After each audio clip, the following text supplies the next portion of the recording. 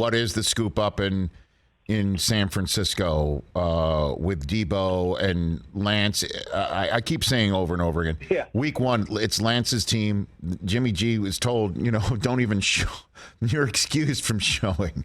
I mean, and it's not like his presence there would be, so acrimonious if he showed, but there's a reason why they tell him not to show is because it's Lance's gig, right? It's Lance's gig. You tell me otherwise, and I'll start backing off this thing. No. It is. And look, like, my understanding is, like, Jimmy Garoppolo's people, like, if there's a trade suitor out there for him, like, I think the green light's there for Jimmy Garoppolo's people to negotiate the financials on it, because obviously with $24.5 million due to him, that could be an issue. So, I mean, everything the Niners have done, both behind the scenes and then publicly over the last 3 or 4 months, has indicated, like, we're moving on from Jimmy Garoppolo. And, I think that's been signaled to Jimmy in several different ways as well.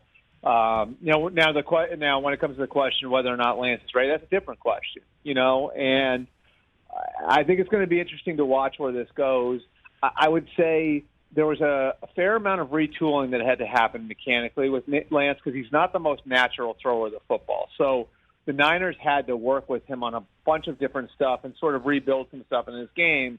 And as a result, there were some ups and downs last year. It wasn't like a straight ascension, Like, he came in and had a great first 10 days of training camp. Then he dipped a little bit. Then he kind of slumped. Then he came back and bounced back after, he had a really, I would say, mediocre performance in his first start. I think that was in week 5. And so there's been ups and downs, no question about it. But, I think that there's optimism that they can build an offense for him. The question is whether or not it's the Kyle Shanahan offense that we've seen the last few years. And my sense is where they are right now when we get to week 1, I don't think it's going to be the full Kyle Shanahan offense. I think it's going to be some hybrid offense that's built to get Trey Lance going a little bit.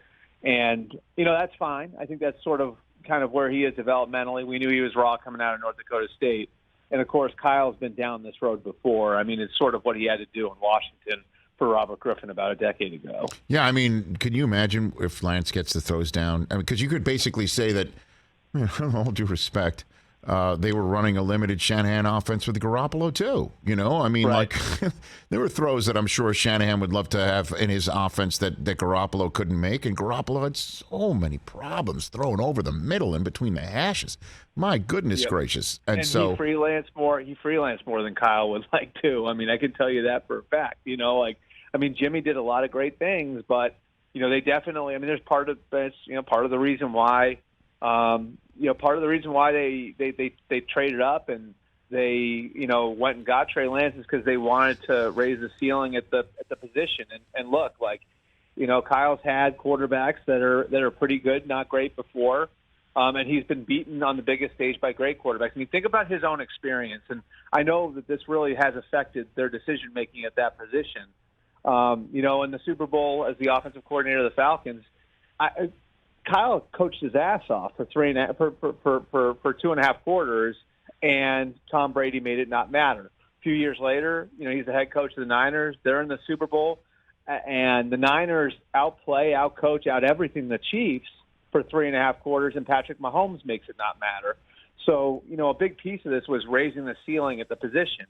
And sometimes to raise the ceiling at the position, you maybe have to take on somebody who has a little ways to go, which is sort of the logic that they used in taking Trey Lance where they did at 3rd overall. Albert Breer here on the Rich Eisen Show. Hey, you watched all the way to the end. Thanks for that. Watch more right here.